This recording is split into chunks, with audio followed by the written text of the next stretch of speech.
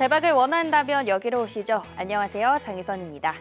오전과 오후의 온도차가 꽤 큰 오늘장이었죠. 밤사이 캐나다와 멕시코에 대한 관세 소식이 일단락되면서 우리 시장 상승으로 출발하기는 했습니다만 이야기가 완전히 끝난 건 아니었죠. 오후 2시쯤 들려온 중국의 보복 관세 소식에 상승폭은 다시 줄어드는 모습이었습니다. 그래도 대부분의 종목들의 되돌림이 많았다는 것, 특히 삼성전자가 분위기를 잘 끌어줬다는 점은 상당히 긍정적인 요인인데요. 오늘의 반등 속에서 우리는 어디에 주목해야 할지 현문현답 이슈 탑3 오늘의 키워드 확인해 보겠습니다. 첫 번째 키워드는요, 멕시코와 캐나다의 관세 유예 소식입니다. 일단 트럼프가 두 국가에게 유예 기간을 준 걸 보면 관세 자체가 목적이라기보다는 어떤 협상 수단에 가깝다라고 보여지긴 하는데요. 급한 불은 좀 꺼졌다, 심리적으로는 안정되면서 시장도 반등으로 답은 했지만 여전히 불확실성은 남아 있습니다. 국내 증시가 언제쯤 안정성을 되찾을지 의견 들어보도록 하겠습니다. 자, 이어서 두 번째 키워드는요, 미중 관세 전쟁입니다. 중국의 보복 조치성 미국산 제품 관세부과 여기에 대응하는 미국의 10% 추가 관세부과 발효. 그래도 통화 가능성은 열어둔 줄 알았는데 여기야말로 관세 전쟁이 시작됐습니다. 하지만 그 안에서 우리는 또 기회를 찾아야겠죠. 수혜주 어디일지 확인해 보겠습니다. 마지막 키워드도 보실까요? 네, 삼성전자입니다. 어제 장중 뉴스였죠. 이재용 삼성전자 회장이 불법 경영권 승계 관련 2심 재판에서 무죄 판결을 받았습니다. 4년 5개월간의 사법 리스크를 털어낸 만큼 M&A라든지 신사업 진출에 대한 기대감이 올라온 상황인데요. 오늘 또 첫 행보로 보인 게 샘 올트만 CEO 또 손정희 회장과의 3자 회동인 만큼 삼성전자 이제는 일어날 수 있을지 자세히 짚어보겠습니다. 자, 이렇게 오늘의 세 가지 키워드 확인해봤고요. 더 자세한 이야기는 현문현답 이슈 탑3로 바로 이어가겠습니다.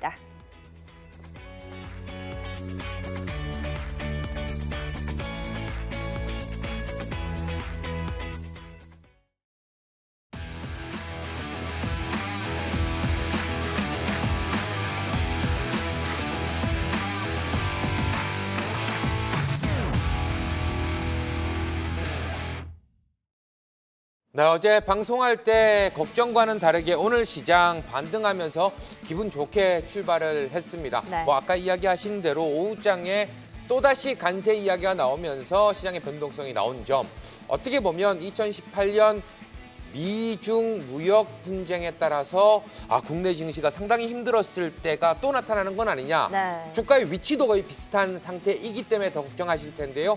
자, 오늘 또 전략 잘 잡아 주실 세 분과 함께 이야기 나누도록 하겠습니다. 안녕하십니까? 네, 반갑습니다. 네, 반갑습니다. 자, 오늘 시장만큼이나 힘차게 인사를 나눴는데 또다시 한번 이슈 확인해 보도록 하겠습니다. 첫 번째 이슈, 누가 뭐래도 관세 이야기를 또 빼놓을 수 없을 것 같습니다. 관세 유예에 따라서 국내 증시 안정성 되찾나? 라는 질문에 어떤 답을 주셨을까요? 확인해 보겠습니다. 괜찮다, 아니다, 예측 아닌 미중 관세에 주목을 해야 한다. 우리 시장도 똑같이 그렇게 주목을 했던 것 같습니다. 자, 관련해서 누가 답변해 주신 걸까요? 네, 제가 답변을 하도록 하겠습니다. 진짜 미중, 우리는 항상 새우. 약간 이런 느낌 탈피할 수 있을까요? 어떻게 좀 보십니까? 우리 지난 시간에도 제가 나오는 이야기들을 계속 지켜봐야 한다고 말씀을 드렸잖아요. 네네. 같은 맥락에서 지금 멕시코하고 캐나다에 부과된 관세가 주된 목적이 어디에 있느냐를 조금 짚어봐야 될 것 같아요.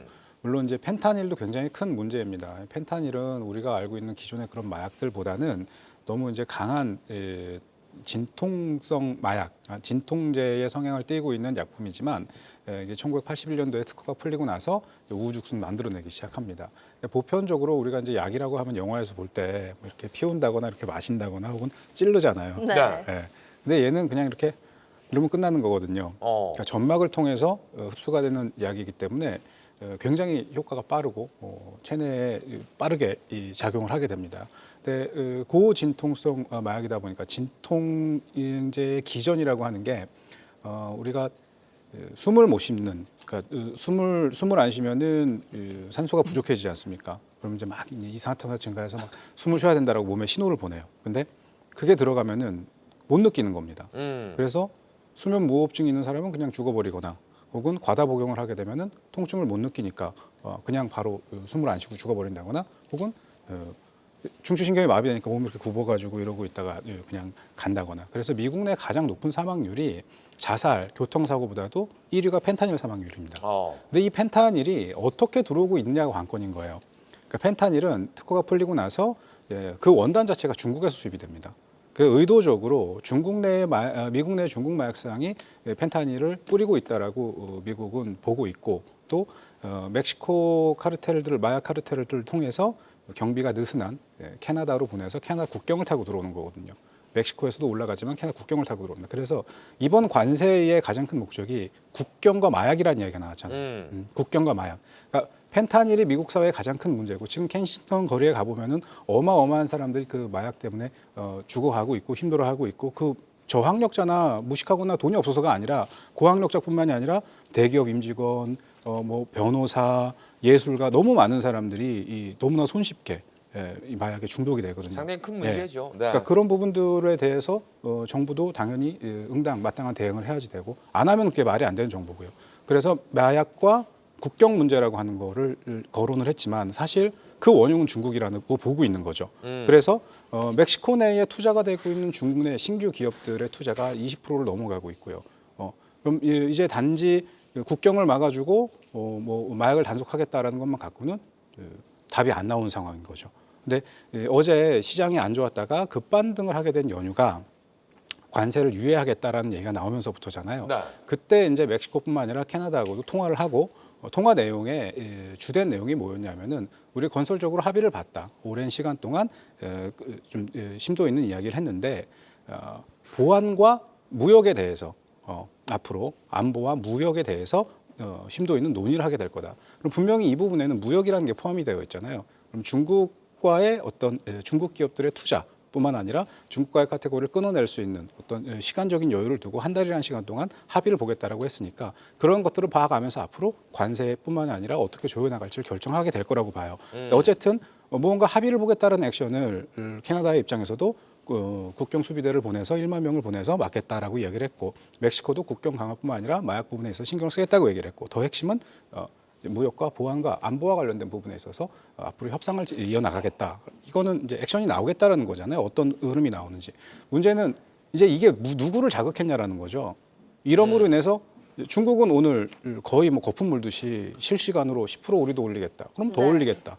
그렇게 되면 우리 WTO에 제소하겠다. 그리고 너네 주요 기업들에 대해서 신뢰할 수 없는 기업으로 등재하겠다. 뭐 이런 식으로 계속 지금 쌈박질 벌어지고 있는 건데 그거보다도 이제 더 재밌는 사실이 뭐냐면은 오늘 이 사건이 벌어지기 전 어저께 이제 대부분 이제 나오지 않은 뉴스인데 중국 상무부에서는 니네 나라 마약 문제를 니네가 해결해야지 왜 남의 나라에 와서 이런 얘기를 하냐. 이게 저는 외교 속상에서 쉽게 할 수 있는 이야기는 아니라고 보거든요. 근데 그런 이야기를 공식 석상에서 할 수 있었다는 건 그만큼 날선 내용이 오고 가고 있다라는 거예요. 그러니까 이런 내용들만 봤을 때는 표면적으로 우리가 볼 때는 중국이 문제구나. 앞으로 미국과 중국의 쌈박질은 더 심화될 수 있겠구나라고 생각을 하잖아요. 근데 저는 오히려 좀 역발상으로 생각해 볼 게 뭐냐면은 콜롬비아도 미국과 관세 마찰을 일으킨 데 있어서 9시간이라는 시간 동안 3번, 4번을 주고받았거든요. 멕시코도 2-3번을 주고받았고 캐나다도 2-3번을 주고받았습니다. 그런데 과연 중국, 자존심으로 똘똘 뭉쳐있는 시진핑이 1번, 2번 주고받은 걸로 협상을 할 수는 없거든요. 그리고 오히려 자국이 그게 문제라는 걸 본인들도 알고 있고 이전에도 협상을 한번 했었단 말이죠. 그러니까 오히려 이렇게 한번 질러놓고 나면 나중에 가서 조율을 할 수 있는 여지도 더 유연해질 수 있을 거라고 보고 국가 차원에서는 할 수 있는 건 다 했고 지를 수 있는 것도 질러서 보여줬고 자존심도 세워놨고 하지만 오늘 미국에서는 미국 국부펀드의 발족과 관련된 이야기가 있었단 말이죠. 국부펀드가 틱톡을 인수할 수 있다는 이야기가 나왔고 좀 앞뒤가 안 맞는 이야기인 것 같아요. 여러 가지 상황들을 종합해 보면 오늘 장이 아수라장이 될 수밖에 없었던 이유가 그런 부분입니다. 아침에 빵 치고 올라왔지만 관세만 갖고 올라온 건 아니거든요. 근데 올라온 종목군들이 우후죽순 말도 안 돼요. 이제 저는 이제 파생하고 현물을 같이 보다 보니까 장 자체가 너무 어지러운 거예요. 이제 두 분 전문가분께서는 어떻게 보셨는지 모르겠지만 올라온 종목군들 다 중구난방이고 무조건적으로 무지성의 매수만 들어오는 것 같아 보이고 많이 내려온 것만큼 많이 반발 들어오는 것 같아 보이지만 사실상 룰 없는 규칙 없는 프로그램 매수가 훨씬 더 많았었거든요. 하지만 후반부 가면 쭉 미끄러지는 흐름들이 나왔잖아요. 마찬가지로 이런 것들이 국펀드는 앞으로 중국과 관련되어 있는 기업들을 매수해 줄 수 있다는 신호를 줬고 그러면 중국은 거기에 따른 어떤 액션을 줘야 될지 앞으로 어떤 상황이 벌어질지 아무도 모르는 거예요. 그러다 보니까 추가적인 상승을 할 수 있거나 추가적인 하락을 할 수 있겠다라고 하는 예상보다는 앞으로 나온 이야기들을 지켜보자. 계속 이런 액션들이 보여지고 있는 것 같아요. 그래서 후반부 가서 상방 포지션, 하방 포지션 모두 콜매수, 콜매도 포지션들이 묶이면서 어느 방향으로든 움직일 수 있다는 걸 열어두고 오늘 마무리가 됐단 말이죠. 종합해 보자면 저는 관세와 관련돼서 캐나다와 유예가 됐으니까 좋아진다. 너무 단적인 예상이 될 수가 있고 네. 또 그로 인해서 크게 망가질 수 있다라고 하는 것도 저는 좀 너무 단적인 판단이 될 수도 있다. 어차피 어느 나라 국가든 어느 국가든 간에 나라의 관계자들과 수장이 지금부터 우리나라를 죽이겠다라고 하는 그런 국가 수장은 없단 말이죠. 행정부도 마찬가지고요. 주식이라고 하는 것들이 기본적으로 매수를 해서 올라가는 걸 바라보지 지금부터 폭망하겠다에 투자하는 사람들은 없거든요. 그러니까 나오는 이야기들이 어떻게 나온다고 해도 긍정적으로 풀어가려고 하는 어떤 액션이 나오는지 그리고 그런 면모는 어디서 확인할 수 있는지 좀 주목을 하면서 지켜봐야지 된다고 봅니다. 주목해보자. 앞으로의 상황들을. 중국의 피드백을 주목해보자. 그렇게 정리해드리겠습니다. 오늘 장이 반등이기는 하지만 말씀하신 것처럼 여러 가지 상황을 봤을 때 아직 안정성이라고 표현하기는 좀 어렵고 시장이 어지러운 상황이다 보니 결국에는 이 중국과의 관계, 미중 갈등을 조금 더 지켜보자라고 정리를 해주셨고요. 저희 두 번째 현문현답 이슈도 미중 관세 전쟁 이야기인 만큼 바로 또 같이 확인을 해보도록 하겠습니다. 자, 두 번째 이슈 확인해 보시면요. 미중 관세 전쟁 돌입 최대 수혜주는 이라는 키워드였습니다. 자, 여기에 대한 답변은요. 네, 확인해 보시면 중국 견제카드 확대 전망, 조선주 추가 상승 전망, 네, 수혜주로 조선주를 또 꼽아주신 것 같습니다. 이 주제는 어떤 분이 준비해 주신 걸까요? 네, 제가 좀 준비를 해봤습니다. 네. 이 사실 현재 뭐 국제 정세도 그렇고 국내 정세도 쉽지 않습니다. 네. 그럼에도 불구하고 과거 이제 어떤 책에 제가 특정인이기 때문에 이름은 밝히지 않겠습니다만. 천수에 대한 경우의 수를 보유하고 있는 사람을 이기기 위해서는 만수를 보유하면 이긴다고 했거든요. 그런데 이제 만수를 보유하고 있는 사람을 이기려고 하면 10만수가 아니고 그때는 이제 단수가 이긴다고 했습니다. 그 말은 뭐냐면 우리가 이제 아무리 많은 상대적으로 경우의 수가 많은 상황이 발생을 하더라도 결국에는 한 가지 정확한 길을 가지고 있으면 이 많은 유연한 대응이 가능하다라는 거죠. 그럼 현재 시장도 마찬가지로 보는데 지금 이제 우리가 트럼프가 관세를 언제 부과할지 모릅니다. 네. 간밤에도 결국 관세에 대한 부분을 캐나다와 현재 이제 멕시코에 대해서는 유예하는 부분이 발생을 했고 그럼에도 불구하고 중국에 대한 부분은 관세를 부과를 하는 부분 그리고 중국도 거기에 따라서 이제 맞대응하는 모습을 보여줬는데 결국 지금 현재 글로벌 증시를 이끌고 있는 키워드는 트럼프라는 사람의 키워드입니다. 네. 그러면 트럼프 대통령에 대한 키워드를 우리가 계속 주목을 해볼 필요가 있고요. 그리고 오늘 시장에서도 보면 결국 머스크, 젠슨 왕 그리고 이제 샘 알트먼 이 미국인들에 대한 키워드들이 계속 시장에서 움직임이 나오고 있다라는 거죠. 그래서 현재 시장은 결국 미국에 대한 의존도가 대단히 높은 시장일 수밖에 없다라는 것을 감안을 하고 우리가 종목을 선별할 필요가 있다고 말씀을 드리고요. 과거 이제 그러면 트럼프 대통령이 2018년도 트럼프 1기 때는 중국에 그때도 관세를 부과를 했는데 그럴 때는 중국은 어떻게 대응했는지 과거에 대한 부분을 좀 공부를 할 필요가 있을 것 같습니다. 준비된 그림을 잠시 한번 같이 보시면 트럼프 1기 때 미국은 중국에 대해서 관세를 부과를 했습니다. 그러자 이제 중국이 했던 것이 바로 위안화를 절하시키는 행위를 했었는데 네. 우리가 이제 환율을 낮춰버리는 거죠. 왜냐하면 이때는 이제 관세를 부과를 하게 되면 중국에 대한 소비자 가격이 올라가게 되니까 대신에 본인들이 팔고 있는 이런 위안화에 대한 가치를 상대적으로 낮춤으로써 상승시키는 역할을 해버렸거든요. 그러면서 또다시 취했던 것이 추가적으로 희토류에 대한 수출을 금지하겠다라는 네. 정책을 또 펼쳤고 또 한 가지는 미국이 가장 많이 생산을 하고 있는 대두에 대한 부분을 우리가 수입하지 않겠다는 얘기를 했어요. 대두를 또 가장 많이 수입하는 국가가 또 중국입니다.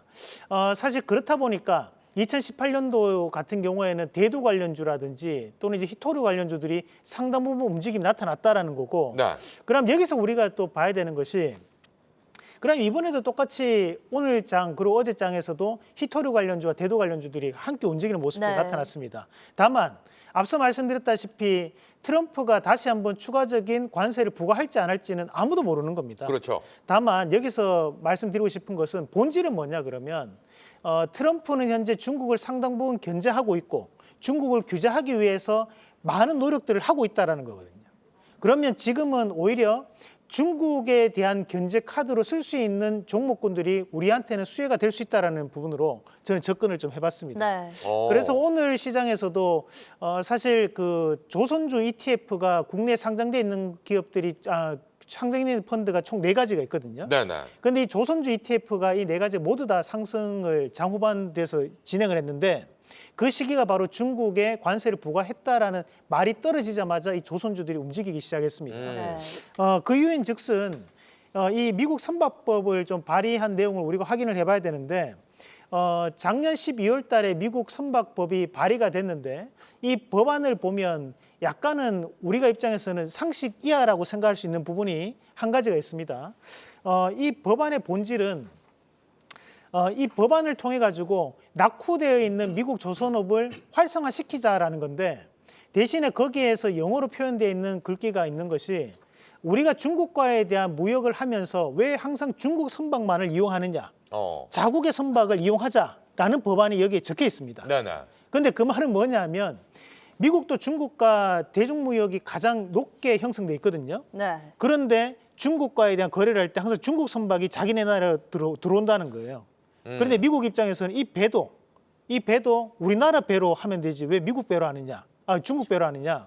그런데 미국은 배가 없습니다. 그렇죠. 문제는 그렇다 보니까 결국에는 자기 미국 선박으로 하기 위해서 필요한 것은 한국의 기술력을 받아들여야 된다는 거고 그러면 다시 한 번 더 한국 조선에 대한 부분에서 수혜가 나타날 수 있다라고 시장은 판단하기 때문에 오늘 시장에서 반등이 나왔다라고 보거든요.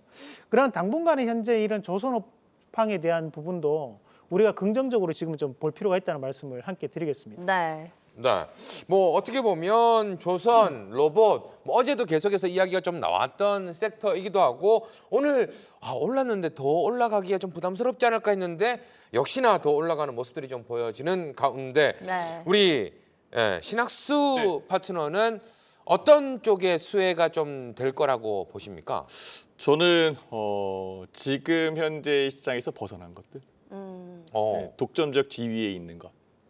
저는 꼭 글로벌식으로 해자에 있는 그런 기업들 이런 것들도 있겠지만 특색이 있는 기업들이 있어요. 그러니까 우리나라만의 특색을 갖고 있는 종목들.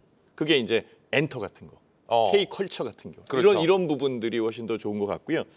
그다음에 삶의 질을 향상시키는 여건으로 가는 것은 글로벌 모든 분들의 공통적 입장이거든요. 그러면 삶의 질을 한 단계 높일 수 있는 기술력을 갖고 있는 종목들 이런 것들이에요.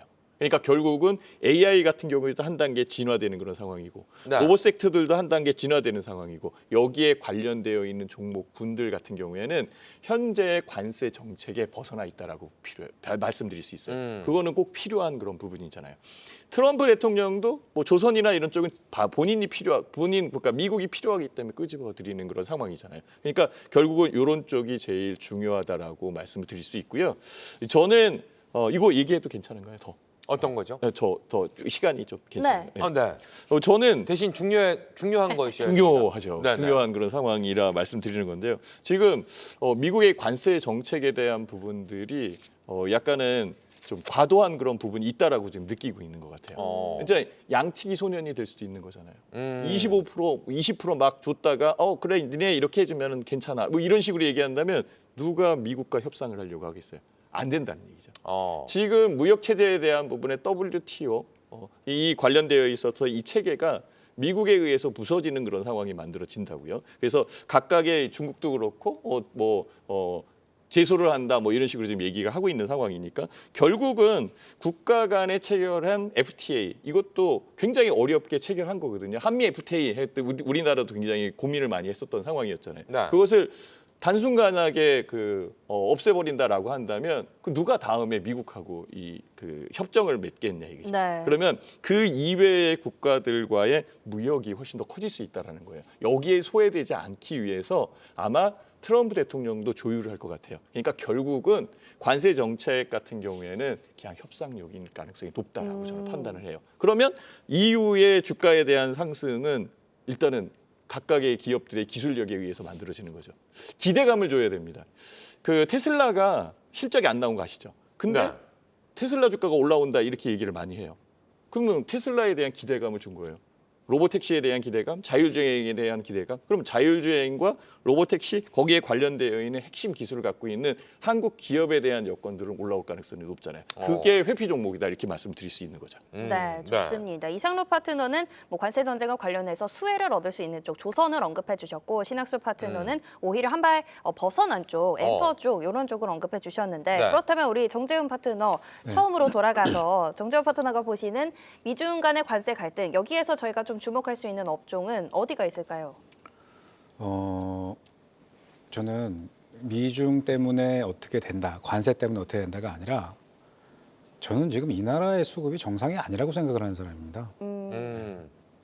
그러니까 이게 조금 외람되고 건방져 보일 수 있겠지만 여러분들은 어떻게 생각하시는지 제가 한번 반문을 해보고 싶어요. 오히려 관세가 문제가 된다. 우와 좋아했다. 관세가 문제가 된다. 우와 안 좋았다가 딥시크가 문제가 된다. 딥시크 V3 발표된 게 언제인 줄 아십니까? 12월 26일이에요. R1 발표된 게 며칠인 줄 아십니까? 1월 20일이에요. 근데 우리가 조상도 없는 사람들도 아니고 조상님 만나러 가고 설 연휴 지내고 있는데 거기다 대놓고선 무슨 뭐 딥시크 때문에 무슨 뭐 난리가 난 것처럼 아니 정작 발표됐을 때는 아무 얘기 안 하다가 그럼 만약에 그런 상황이 벌어졌을 때 개인들이 투매를 했느냐? 아니거든요. 아닙니다. 네. 명확히 얘기하지만 이번 시장에서 등락 구조에 있어서 가장 중심은 기관과 외인입니다. 그리고 그 중심에는 대형주, 고베타 종목군들과 시가 상위 종목군들의 주식 선물의 매도에 가장 큰 비중을 두고 있었어요. 그러니까 지금 이 바닥권에서 나오고 있는 시장의 흐름, 이 상황들을 바라보면서 뭐 뉴스 따라서 문제들 따라서 흐름을 만들어내고 있는 흐름, 이 자체가 저는 비정상이라고 생각을 하기 때문에 대부분 대한민국의 종목군들이 아니 도대체 여러분 지금 뭐 테헤란로에 있는 돈 몇백 원짜리 종목 그런 기업들을 가도요. 거기 들어갈 때 다 체크하고 이름 적고 보안 철저히 하고 들어가요. 우리 동네 구멍가게 같은 기업들 상장 안 되어 있습니다. 물론 그 안에서는 문제 발생하면은 뭐 퇴출도 되고 이런 상황 벌어지지만 대한민국에 있는 기업들이 그렇게 어디 가서 무슨 뭐 천대당하고 멸치당하고 그럴 종목들 기업들은 아니라는 거죠. 네. 근데 너무 폄하되어 있고요. 심지어는 내국인들조차 이 나라 기업은 매수를 하면 안 된다. 중대형주를 매수하면 안 된다. 장기투자를 하면 안 된다. 이런 시각들을 자꾸 만들어내고 있어요. 이런 부분에 대해서는 저 스스로도 좀 자성의 목소리를 갖고 반성을 해야 된다고 생각을 합니다. 이 기업과 이 시장 경제라고 하는 거에 대해서 이렇게 단순하게 어떤 문제 하나 갖고 간다 못 간다를 이야기할 수 있는 그 기업을 만들어서 그 기업의 주가를 이루기 위해서 노력을 하는 그 기업의 노동자들과 자본이 들어가서 만들어내고 있는 기업의 기술이라고 하는 거를 우리는 너무 쉽게 평가를 하고 있는 것 같아요. 전 그래서 이 미중 문제라든가 이런 것 때문에 물론 일말의 수혜라는 게 있을 수 있고 일말의 피해라는 게 있을 수 있겠지만 그게 전부가 될 수는 없다. 그것 이전에 너무 가치가 폄하되어 있다는 거죠. 네. 대한민국 증시는 너무 가치가 폄하되어 있습니다. 우리 G20 국가들 중에서 팬데믹 때 가장 큰 상승을 했다라고 환경에서는 브릿지 페이지에 광고들이 나가고 있어요. 영상을 보다 보면 12시 지나서. 근데 그때 그 많은 사람들이 열광했었던 것만큼의 절반이라도 지금 관심을 갖게끔 여러 가지 상황들을 기관과 기금과 외인이 조금만 형성을 해준다면 지금 수급이 여기까지 오지는 않았을 거라고 봅니다. 그래서 저는 계속 사람들한테 겁을 주고 문제가 아닌 것도 문제인 것인 양 만들어서 문제를 만들려고 하는 말이 나온다고 하면 오히려 저는 그런 구간에서 소외됐던 종목군들을 매수해야 된다고 보고요. 제가 그토록 20년대, 21년도에 배터리 종목이라든가 중국과 경합을 벌리고 또 개인들이 선호했던 종목군들을 사면 안 된다고 이야기를 했지만 저는 지금 구간에서 오히려 그들 종목군들이 그렇게까지 폄하되어야 되는가라고 하는 것에 대해서 다시 한번 반문을 해보고 싶어요. 그래서 네. 우리나라가 올해 중반 그리고 하반기로 갈수록 이렇게 소외되고 많은 개인 투자자가 가슴 피멍들게 했던 종목들 수급들로 많이 소위 말하는 조져놨던 종목군들 이런 것들 대부분 밑에서 다 받고 있다는 것도 문제입니다. 너무 화가 나는 거예요. 오늘도 어제도 그렇고 지수는 패대기 치고 있지만 자기들은 받고 있거든요. 오늘도 지수 끌어올리면서 흐름을 잡고 있지만 뒤에서는 주선을 매도하면서 패대기를 치고 있었단 말이에요. 그러니까 이런 액션들이 어쩔 수 없는 시스템적인 성향이라고 한다고 해도 우리가 조금 그런 부분들을 폭넓게 볼 수 있는 시각을 갖고 있다면 오늘은 좀 오버를 하면 안 되겠다. 오늘은 좀 내려오면 사볼 필요성이 있겠다. 좀 그런 식으로 좀 접근을 해서 중소형 종목군들, 대형주들에 대한 어떤 편견, 사견 이런 것들 좀 버리고 시장 전체가 너무 좋은 구간에 들어왔어요. 저는 오히려 여기서 조금 더 내려온다고 하면 주섬 좀 사 모으고 좀 힘든 종목이 있다면 텀을 두고 기다려서 본전에 빠져나갈 생각하지 마시고요. 충분히 수익을 낼 수 있는 종목이고 여러분들 귀에 익은 기업이고 우리가 어딜 가서 물어봐도 멸시당하지 않을 기업들이거든요. 전 세계 어딜 가도 그런 기업을 보유하고 있다면 기업의 미래 가치뿐만 아니라 더 중요한 건 여러분들의 판단을 믿으시기 바랍니다. 여러분들이 어떤 판단을 하고 종목을 매수했을 거 아니에요. 네. 그죠?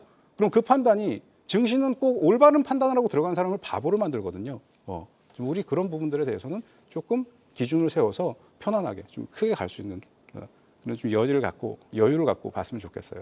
뭐 일단 새 파트너의 마음이 다 똑같지 않을까라는 생각도 들고요. 뭐 네. 어떻게 보면 수급이 형님이다라는 말이 있잖아요. 네. 물론 좀 더 비서거적인 말이 있지만 방송에서 하긴 좀 그러니까. 네. 근데 지금 뭐 채팅창에서도 정 대표님, 네, 일단 좀 속 시원하다, 뭐 또 감사합니다, 뭐 이런 또 이야기들도 올라오고 있지만 국내 증시가 좀 빠르게 네. 좀 회복되었으면 하는 바람은 모두 다 가지고 있는 것 같다는 생각이 듭니다.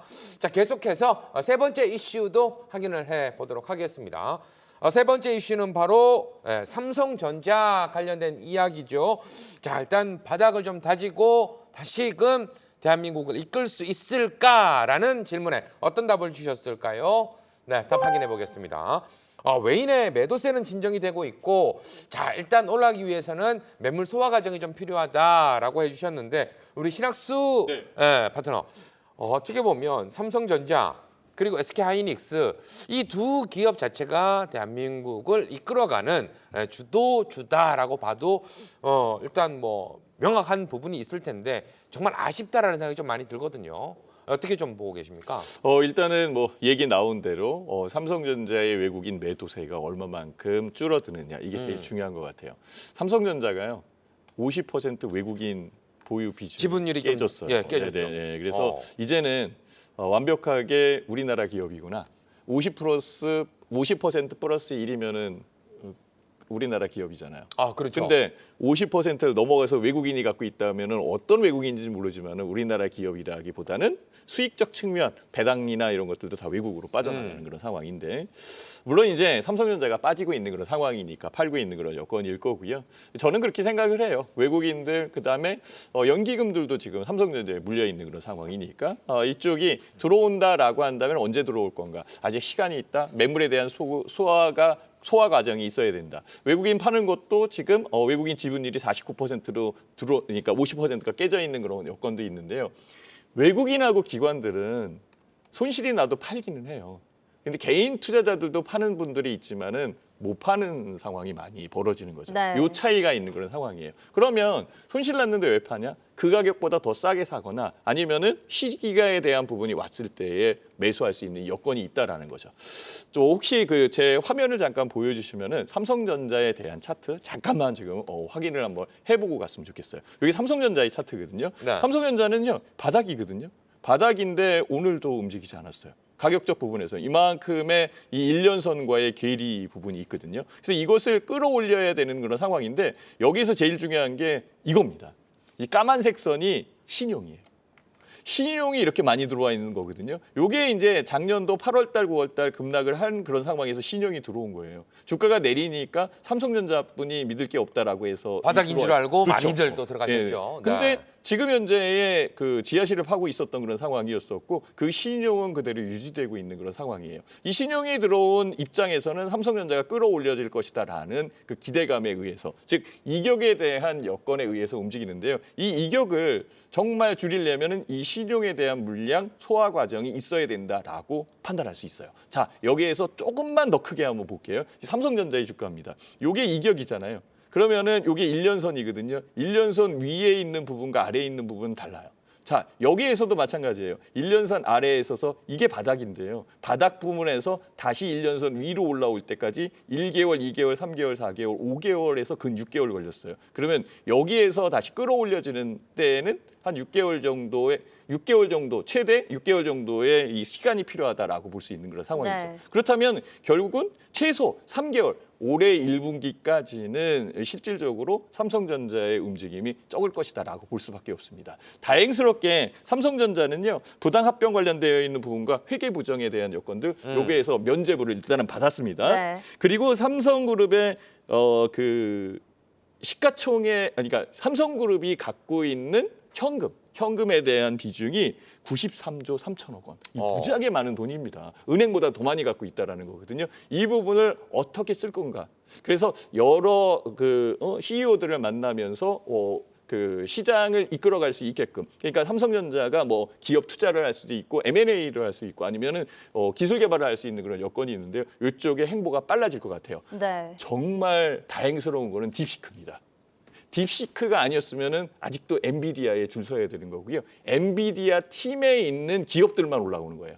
그러니까 엔비디아, TSMC, SK하이닉스 이런 부분으로 움직인다라고 보면 맞겠죠. 그렇지만은 딥시크가 나오면서 저비용으로도 진짜 투자에 대한 부분, 사양이 낮은 부분에서도 오픈 AI의 챗GPT와 같은 성능을 낸다? 그럼 나도 할 수 있어. 그러면 나만의 할 수 있는 부분을 만들어 갈 거고요. 그 부분이 AI 칩에 대한 독립입니다.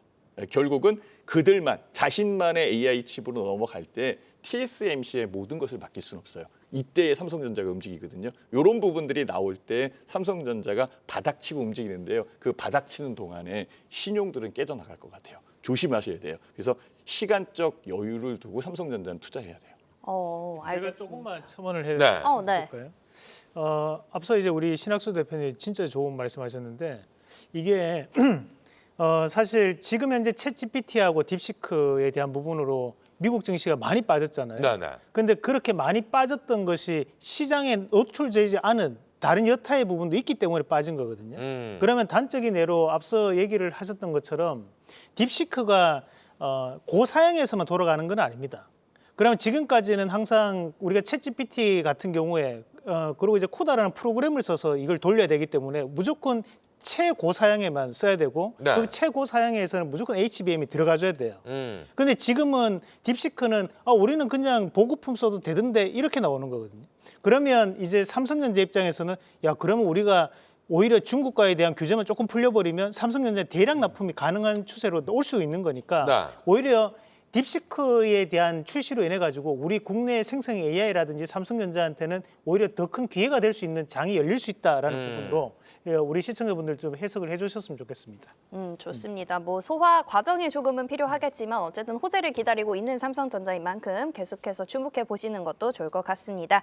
자, 이렇게 해서 세 분과 함께 현문현답 이슈 탑3 모두 살펴봤습니다.